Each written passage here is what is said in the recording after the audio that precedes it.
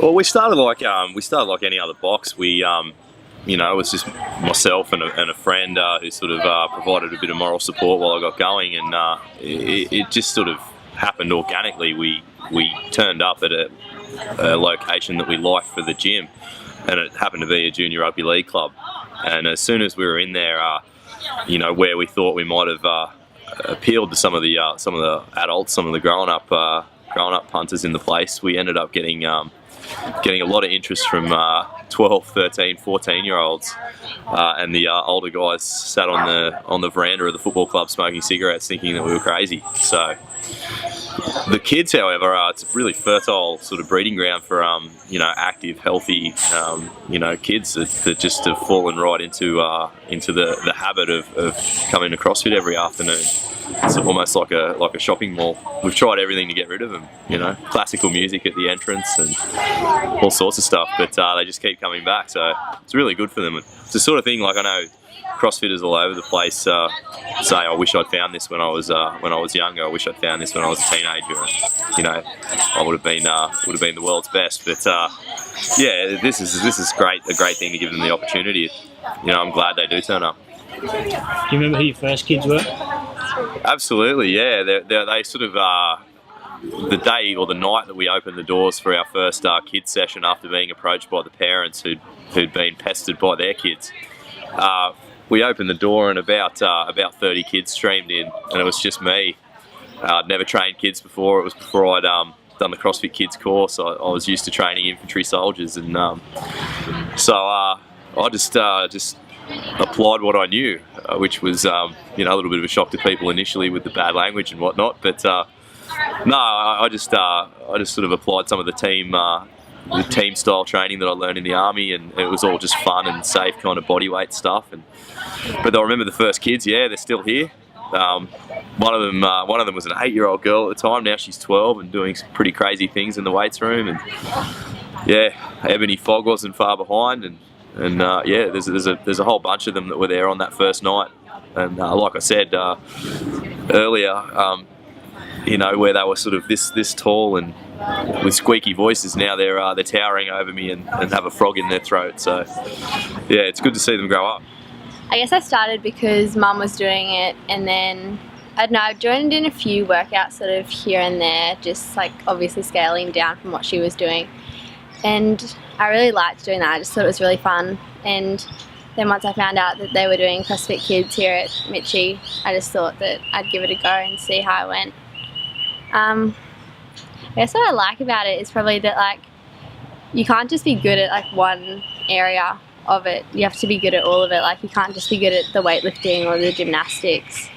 You have to sort of try your best to be the best in all those different areas across the board. It's not just like be good at one thing and that'll get you through. You've got to sort of work hard in all of it. So I like that. When did you realise that you were pretty good at it? It was probably like last year at the CrossFit Games that I decided that I wanted to get good at it. And I don't know, from there I just sort of started focusing a lot harder, training a lot harder. And I don't know, I guess the Opens this year showed me that I was good at it. I think with kids, they're so used to learning. They're in that zone.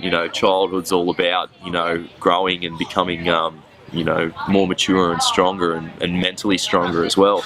And I think the great thing about teaching kids is, because they're like sponges, anything you tell them, they take them on board, and you really see significant improvements over a couple of years, particularly when they sort of, when they're at that point where they've reached adolescence and it's time to incorporate some, sensible barbell strategies and, really incorporate some new movements to them and kind of harnessing the natural growth and strength that they've got going on with their bodies by empowering themselves with a bit of iron.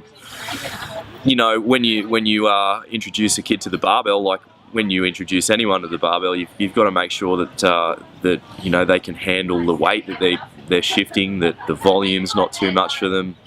You got to really keep a close eye on perfect mechanics. So all movements need to be you can't afford to be a cheerleader with kids. You've got to make sure that even if a lift looks great by the standard of weightlifting or crossfitting, you might let it go with an adult and say, that was a good effort, mate, you did well. But if there's anything wrong with a kid, you've got to make sure that there's feedback at the end.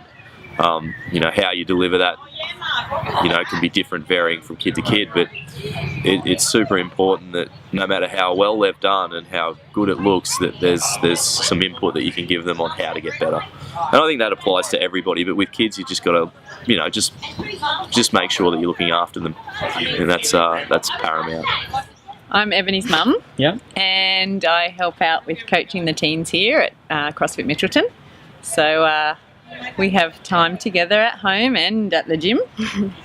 And does all this training have a negative impact on Ebony's study?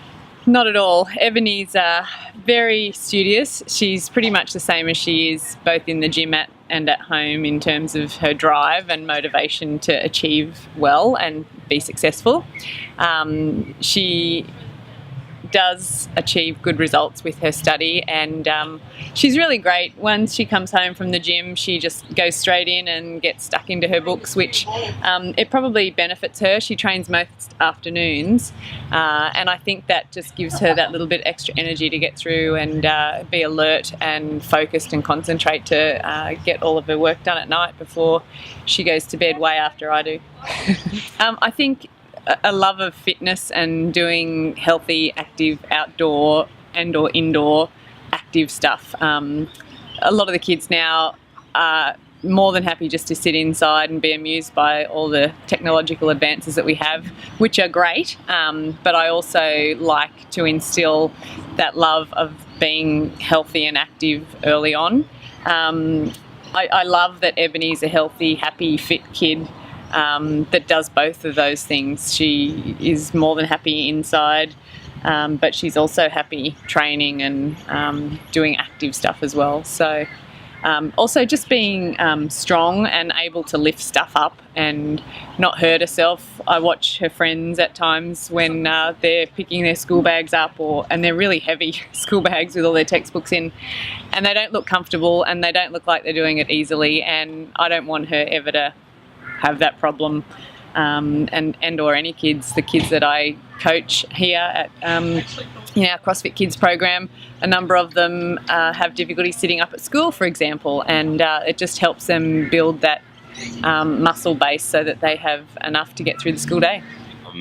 What I'd say always is consistency and hard work beats talent when talent doesn't work hard, and we do have some amazingly athletic kids coming through us from the rugby league club, and kids that will, the first time you throw a complex movement at them, you'll get very excited about it. Some of them have some of the girls have had gymnastics backgrounds, and they hold these beautiful freestanding handstands, and you get excited about it. But it's the kids that have got that maturity and that consistency. They keep turning up, and it's a willingness to accept that there's good days and bad days, and some days you're not going to do as well, and that it's tough. But I think guns are always people that will just continually get through the door, and more than anything else. And this is again adults and teens, but it's a lot more basic in that teenage training environment. Is a positive peer group.